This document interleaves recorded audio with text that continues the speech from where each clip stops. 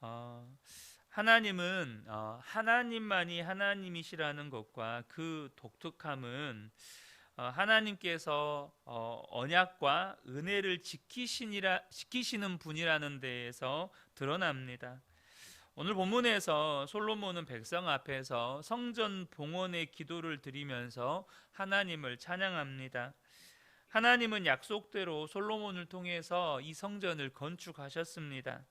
솔로몬과 그 후손들이 하나님의 말씀에 순종하면 이제 다윗의 왕조는 견고하게 될 것입니다. 솔로몬은 자기 백성이 이 성전을 향해서 기도할 때 하나님이 기도를 들으시고 그 죄를 용서하여 주시기를 간구합니다. 나아가 하나님의 공의가 실현되기를 구하고 있는 것을 보게 됩니다. 오늘 이 솔로몬의 기도는 우리가 하나님 앞에 기도할 때 어떤 신앙의 태도와 믿음을 가지고 기도해야 하는지를 잘 보여줍니다. 솔로몬은 성전 봉헌의 기도를 드리면서 하나님이 어떤 하나님이신지를 먼저 고백하고 있습니다. 23절과 24절을 보면 이르되 이스라엘의 하나님 여호와여 위로 하늘과 아래로 땅에 주와 같은 신이 없나이다. 주께서는 온 마음으로 주의 앞에서 행하는 종들에게 언약을 지키시고 은혜를 베푸시나이다. 주께서 주의 종 내 아버지 다윗에게 하신 말씀을 지키사 주의 입으로 말씀하신 것을 손으로 이루심이 오늘과 같으니이다. 지금 솔로몬이 하나님을 향하여서 고백하는데 하나님은 소통하시는 인격적인 하나님이시고 또 약속하신 것을 반드시 지키시는 신실하신 하나님이시고 또 살아계신 하나님으로 지금 고백하고 있습니다. 그러니 하나님과 같은 신이 없다는 것이죠. 사랑하는 성도 여러분, 오늘 본문의 말씀을 저와 여러분이 잘 기억하셔야 합니다. 하나님은 언약의 대상자인 우리가 온 마음으로 주님 앞에서 행하면 언약을 지키시고 또 은혜를 베푸시는 하나님이십니다. 이제 솔로몬은 25절에서 그 하나님께 아버지 다윗에게 약속하신 대로 왕위가 끊어지지 않게 해달라고 약속을 꼭 지켜달라고 간구합니다. 25절에 이스라엘의 하나님 여호와여 주께서 주의 종 내 아버지 다윗에게 말씀하시기를 내 자손이 자기 길을 삼가서 내가 내 앞에서 행한 것 같이 내 앞에서 행하기만 하면 내게서 나서 이스라엘의 왕위에 앉을 사람이 내 앞에서 끊어지지 아니하리라 하셨사오니 이제 다윗을 위하여 그 하신 말씀을 지키시옵소서. 그런데 이 말은 단순히 하나님께 약속을 지켜달라고 간구하는 기도만이 아니고 그 스스로가 마음을 다하여 언약을 지키겠다는 다짐이기도 합니다. 왜냐하면 우리가 앞서 나누었던 23절의 고백과 같이 하나님은 그저 아무에게나 하나님이 약속하신 것을 지키시고 은혜를 베푸시는 하나님이 아니고 온 마음으로 주님 앞에서 행하는 종들에게 그 언약을 지키시고 은혜를 베푸시는 하나님이시기 때문에 그렇습니다. 어쩌면 하나님께 언약을 지키시라고 간구하는 것이 참 무례해 보이지만 그것은 하나님에 대한 신뢰가 있는 사람만이 가질 수 있는 당당함입니다. 먼저 여기서 우리가 솔로몬의 기도를 통해서 배워야 할 신앙의 태도와 믿음이 있는데요. 먼저 우리가 하나님 앞에 기도할 때 하나님과 우리와의 관계가 어떤 관계인지에 대한 분명한 믿음이 있어야 한다는 것입니다. 솔로몬은 하나님이 우리와 소통하시는 인격적인 하나님이시고 또 약속하신 것을 반드시 지키시는 하나님이신 것을 믿었습니다. 우리와 소통하시는 인격적인 하나님, 그리고 약속하신 것을 반드시 지키시는 하나님, 그 하나님은 어떤 하나님인가요? 그렇게 하나님을 믿는다는 건 하나님과 어떤 관계 가운데 있다는 걸까요? 사도 바울은 이러한 하나님과의 관계를 아버지와 자녀의 관계라고 소개하고 있습니다. 로마서 8장 15절에 보면 너희는 다시 무서워하는 종의 영을 받지 아니하고 양자의 영을 받았으므로 우리가 아빠 아버지라고 부르짖느니라. 여러분, 저와 여러분이 하나님과 어떤 관계인지를 명확히 하셔야 합니다. 하나님과 우리는 아버지와 자녀의 관계. 이 솔로몬의 기도 속에서 고백했던 표현을 빌리면 우리와 소통하시는 인격적인 하나님이시고 약속하신 것을 반드시 지키시는 하나님이시라는 것입니다. 그러므로 하나님께 구할 때 자녀처럼 당당하게 구해야 하는 것입니다. 우리는 이웃집 아저씨나 혹은 알고 지내던 어떤 부자에게 부탁하는 사람들이 아니에요. 나의 아버지에게 요청하는 것입니다. 제가 종종 드리는 말씀이지만 우리 자녀들이 부모를 대할 때 참 어떻게 저렇게 뻔뻔스러울 수 있나 라고 할 만큼 자녀들이 당당하게 아버지인 저에게 요구하는 모습을 볼 때가 있습니다. 그런데 여러분, 저와 여러분이 기억하셔야 하는 건 그게 부모와 자녀의 관계입니다. 나의 요구를 아버지에게, 어머니에게 당당하게 말할 수 있는 관계. 근데 아버지인데도 내가 무언가를 원하는데 말을 못해요. 아버지에게 당당하게 요청하지를 못해요. 그 말은 지금 아버지와 나와의 관계에서 뭔가 문제가 생겼다는 거예요. 아버지가 너무 엄하시거나 혹은 아버지가 한 번도 내 부탁을 들어줘 본 적이 없다거나 혹은 아버지와 어떤 인격적인 소통을 해본 적이 없다는 거예요. 여러분, 하나님은 정말로 저와 여러분의 아버지 되신다는 사실을 기억하셔야 한다는 것입니다. 그러므로 여러분, 아버지에게 요청하듯이 여러분 기도하시라는 거예요. 그런 아버지 되시는 하나님이라고 분명히 믿으시라는 것입니다. 또한 하나님께 기도하는 자는 하나님께 기도하기에 앞서 온 마음으로 주님 앞에서 행해야 한다는 것입니다.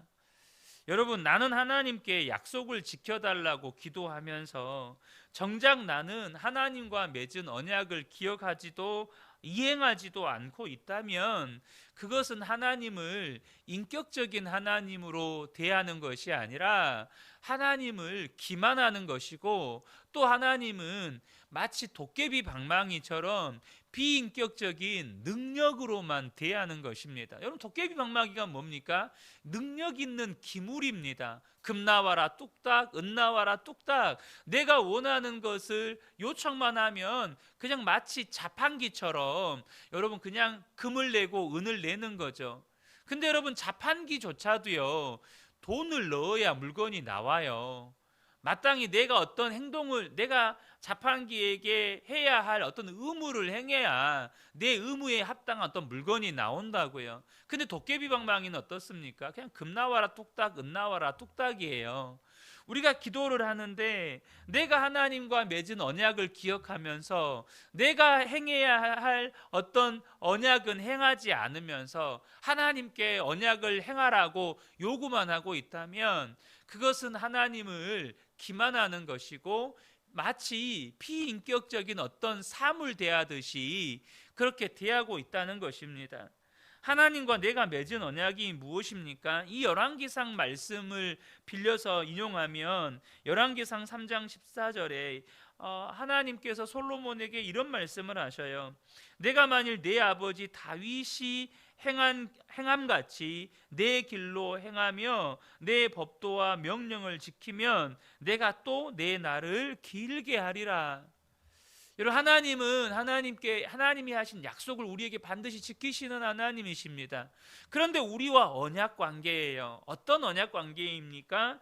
바로 다윗과 같이 하나님 사랑하고 다윗과 같이 하나님의 말씀과 명령을 지키며 살아야 한다는 거예요. 전심으로 다윗이 주님을 사랑했던 것처럼 전심으로 주의 말씀에 순종하며 주의 인도하심을 따라갔던 것처럼 나도 전심으로 하나님을 사랑하고 하나님의 말씀에 순종하고 하나님의 인도하심을 따라 사는 것입니다. 여러분, 그러므로 기도는 기도의 자리에서 혹은 기도의 제목으로 기도 응답이 결정되는 게 아닙니다. 여러분, 저와 여러분의 기도 응답은 이미 결정되었어요. 어디서 결정되었을까요? 기도하기 이전에 내가 어떤 삶을 살았느냐로 내 기도의 응답이 사실 결정되는 겁니다. 내가 하나님과 맺은 언약을 정말로 지키며 살았느냐, 네 목숨을 다하고 뜻을 다하고 힘을 다해서 주 너의 하나님을 사랑하며 살았느냐, 정말로 이웃을 내 몸과 같이 사랑하며 살았느냐, 정말로 내 삶에서 내가 하나님과 맺은 언약을 지키며 살았느냐로 사실 나의 기도의 응답이 결정이 되는 것입니다. 사실 그렇게 살아가고 있다면 내 기도 자체가요, 정말 이기적이고 나만을 위한 기도 할 수 없어요. 그렇게 살아가는 사람은 하나님의 마음에 합한 기도를 할 수밖에 없는 것입니다. 끝으로 이 성전을 향하여 드리는 기도에 하나님은 응답하시는 하나님이십니다. 주와 같은 신이 없다고 고백했던 솔로몬은 또한 하나님은 하늘과 하늘의 하늘과 땅 모두를 창조한 분이시기에 이 성전이 하나님을 감당할 수 있는 건물이 아니라고 고백합니다. 하지만 이 성전에 당신의 이름을 두시겠다는 약속에 근거해서 이 성전을 향하여서 백성들이 기도하면 하늘에서 듣고 응답해 달라고 간구합니다. 29절에 주께서 전에 말씀하시기를 내 이름이 거기 있으리라 하신 곳 이 성전을 향하여 주의 눈이 주야로 보시오며 주의 종이 이곳을 향하여 비는 기도를 들으시옵소서. 주의 종과 주의 백성 이스라엘이 이곳을 향하여 기도할 때는 그 간구함을 들으시되 주께서 계신 곳 하늘에서 들으시고 들으사 사하여 주옵소서. 자, 솔로몬이 기도할 때 다시 한번 이 솔로몬의 기도 속에서 솔로몬의 믿음을 볼 수 있습니다. 그것은 무엇입니까? 솔로몬이 기도할 때 또 하나의 믿음이 있었어요. 그것은 뭐냐면 하나님은 자비하시다는 것입니다. 근데 하나님이 자비하시다는 게 무슨 뜻일까요? 그것은 하나님이 자비하시기 때문에 항상 우리의 기도를 귀 기울여 들으신다는 것입니다. 우리의 기도에 경청하고 계시다는 거예요. 여러분, 기도할 때 아무 생각 없이 또 혹은 그냥 습관적으로 형식적으로 기도하지 않으시기를 축복합니다. 여러분, 기도할 때 주의 눈이 저와 여러분을 바라보고 계시다는 사실을 믿음으로 기도하시기 바랍니다. 또한 주님께서 나를 향하여 귀를 기울여 들으신다는 믿음으로 기도하셔야 된다는 거예요. 그것이 하나님의 자비하심을 의지하여 기도하는 것입니다.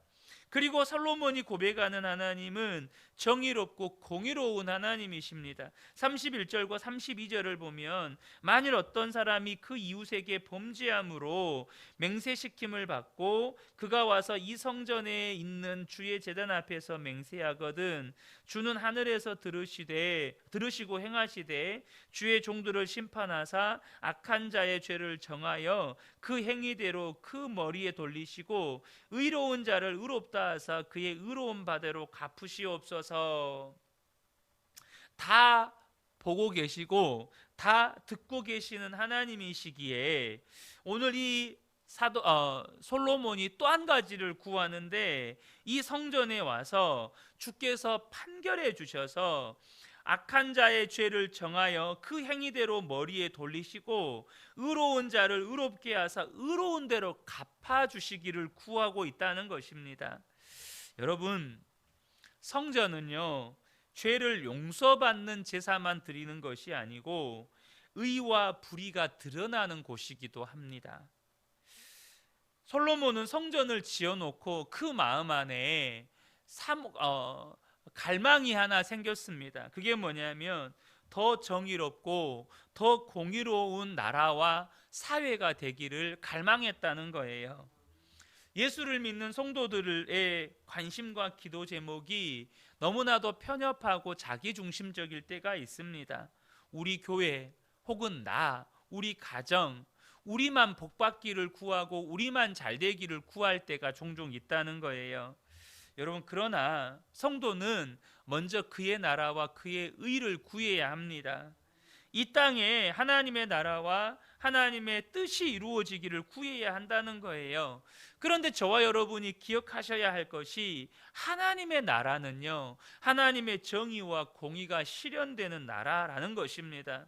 그러므로 저와 여러분이 하나님의 나라와 하나님의 의를 구할 때 단지 한 영혼이 예수 믿고 구원받기를 위해서 기도할 것만이 아니고, 혹은 열방과 민족의 복음이 증거될 것만을 구할 것이 아니고, 이 땅에 하나님의 정의와 공의가 실현되도록, 정말로 더 정의롭고 공의로운 사회와 세상이 되도록 구하셔야 한다는 것입니다.